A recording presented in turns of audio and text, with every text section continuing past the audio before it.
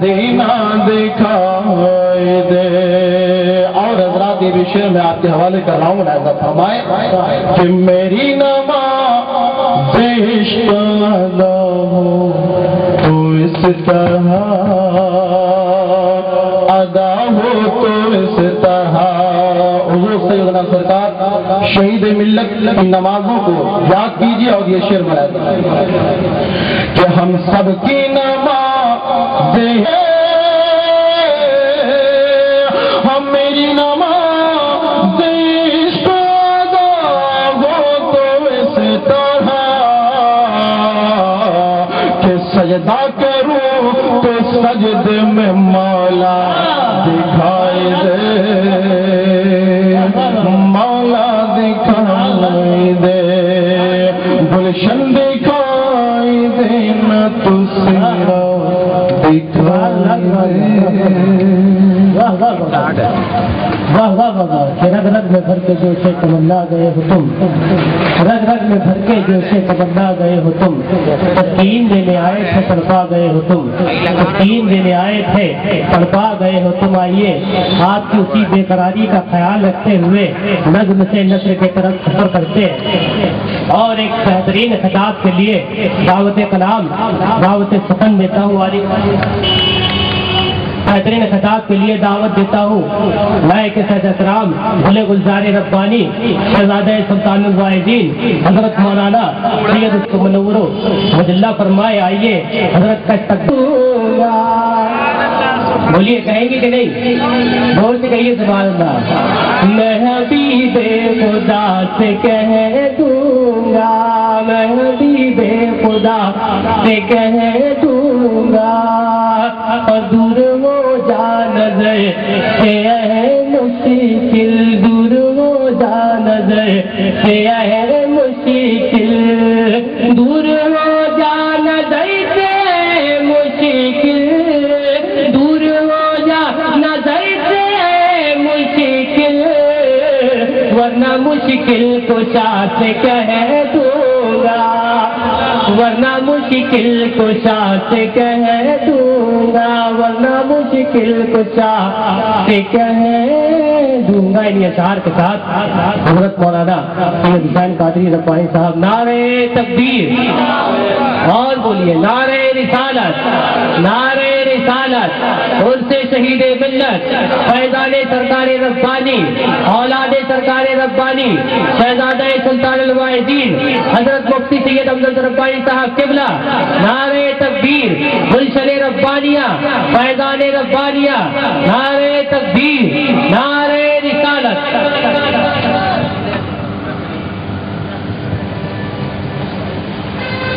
الفاتحہ.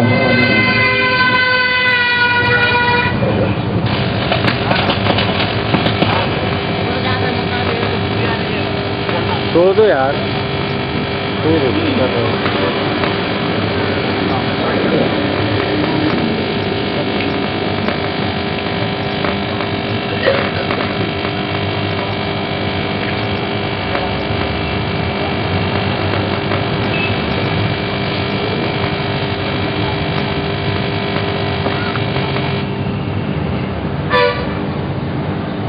سبحان ربك رب العزة عما يصفون وسلام على المرسلين والحمد لله رب العالمين. السلام علیکم ورحمۃ اللہ وبرکاتہ. الحمد للہ الحمد لله نحمده ونستعينه ونستغفره ونؤمن به ونتوكل عليه ونعوذ بالله من شرور أنفسنا ومن سيئات أعمالنا من يهد الله فلا مضل له ومن يضلل فلا هادي له ونشهد أن لا إله إلا الله وحده لا شريك له ونشهد أن محمدا عبده ورسوله. أما بعد أعوذ بالله من الشيطان الرجيم. بسم الله الرحمن الرحيم. ألا إن أولياء الله لا خوف عليهم ولا هم يحزنون. صدق الله المولانا العظيم وصدق رسوله النبي المتين الأمين الكريم. لله رب العالمين. اسی پہ مہربان رب غفور ہوتا ہے، اسی پہ مہرباں رب غفور ہوتا ہے کہ جس کے قلب میں عشق حضور ہوتا ہے. اسی پہ مہرباں رب غفور ہوتا ہے کہ جس کے قلب میں عشق حضور ہوتا ہے. اے عاشقان شہ انبیاء درود پڑھو کہ درود پڑھنے سے چہرے پہ نور ہوتا ہے. درود پاک پڑھے. اللہم صلی علی سیدنا مولانا محمد معدن الجود والکرم. حضرات الحمدللہ ثم الحمدللہ، آج یہ مقدس بزم جو سجائی گئی ہے اور یہ جو عرس جو منایا جا رہا ہے، اس کے دولہا ہمارے سامنے ہیں. جن سے کہہ دیجئے کہ آپ لوگ یہاں جو تشریف لائے ہیں اپنے اپنے گھروں سے نکل کر سفر کی پوری دقتوں کو سہتے ہوئے اس کے لیے آئے ہیں کیونکہ سرکار دولہا بنے بیٹھے. جو میں کہہ دیجیے سرکار کی محبت میں یہاں تک آنا اور اس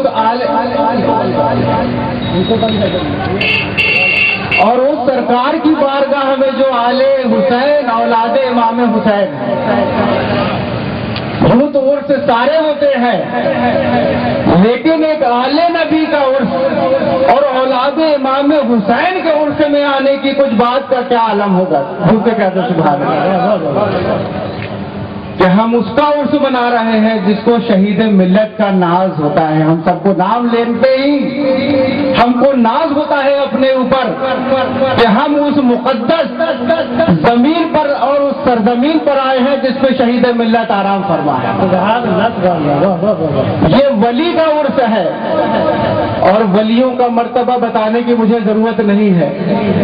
اگر ہم کو محبت کرنا ہے اپنے آقا سے تو پہلے فنافی شیخ اب تو اپنے کو کرنا پڑے گا، اور فنافی شیخ ہونے کے بعد فنافی رسول ہوگا اور اس کے بعد فنافی اللہ ہوگا.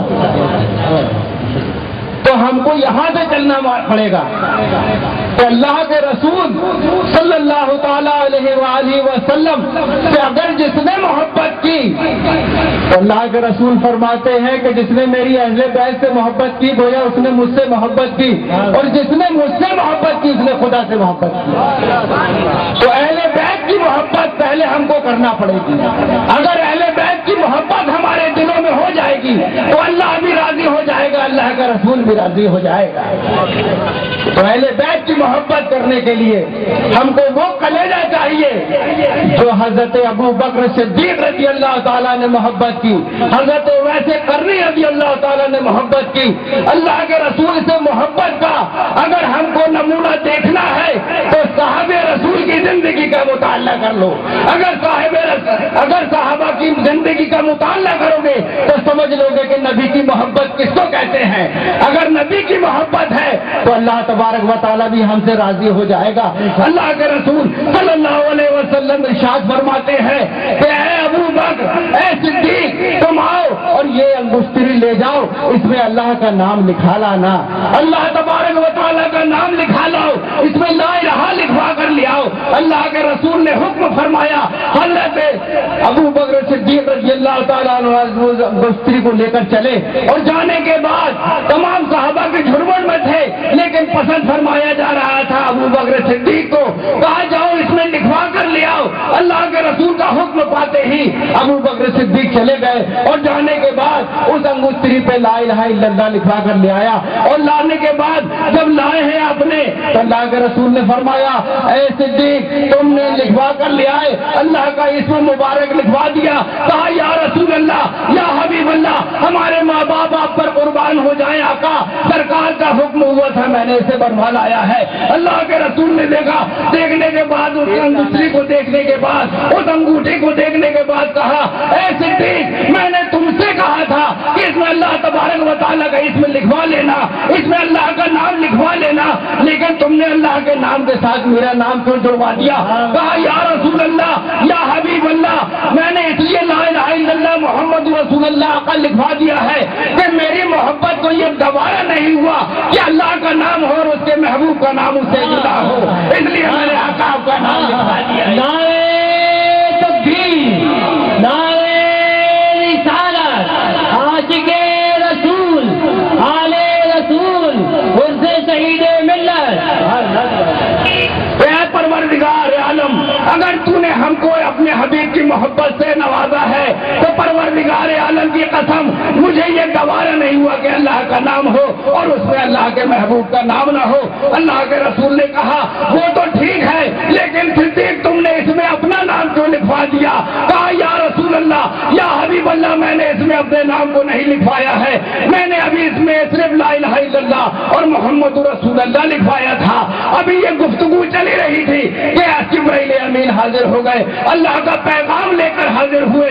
کہا یا رسول اللہ، یا حبیب اللہ، اللہ کا آپ پر سلام ہو، اللہ تبارک و تعالیٰ نے آپ پر سلام عرض کیا ہے اور کہا ہے میرے محبوب، جس طرح صدیق کو یہ گوارا نہیں ہوا کہ میرے نام سے تمہارا نام جدا ہے، اس لیے میری قدرت کو یہ گوارا نہیں ہوا کہ تمہارے نام سے صدیق کا نام جدا ہو جائے۔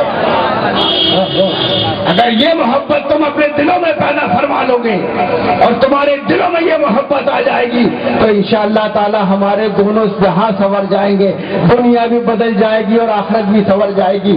آج ہم یہاں عرس شہید ملت منا رہے ہیں، ارے وہ عرس ہے کہ جس میں آج کے دن اللہ کے محبوب بندے جن کی دربار میں ہم سب جمع ہوتے ہیں وہ آقا فرماتے ہیں اور اللہ کے حبیب کے وسیلے سے دعا کرتے ہیں کہ اے پروردگار عالم، اے اللہ رب العزت، اگر میرے آستانے پر کوئی آیا ہے اور تیرے حبیب کا صدقہ مانگتا ہے، تیرے دوست کا صدقہ مانگتا ہے تو پروردگار عالم ہم دعا کرتے ہیں کہ اس مرادی کی جھولیوں کو بھر دیا جائے۔ اور شہید ملت کے دربار میں ہم یہاں اکٹھا ہوئے ہیں، آج کا دن وہ ہے کہ یہاں اس دربار سے جو مانگا جائے گا اللہ تبارک و تعالیٰ انشاءاللہ عطا فرمائے گا۔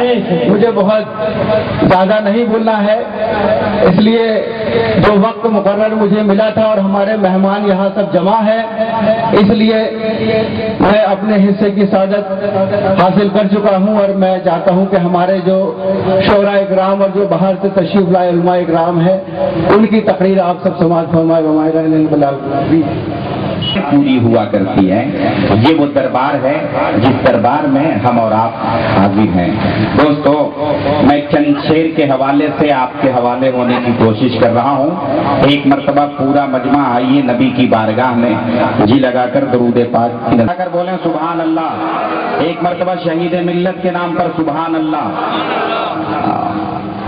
میں پہنچا رہا ہوں دوستو، ملاحظہ فرمائیں۔ خستہ حال آ گیا جب کوئی عاشق خستہ حال آ گیا، جب کوئی عاشق خستہ حال آ گیا، جب کوئی عاشق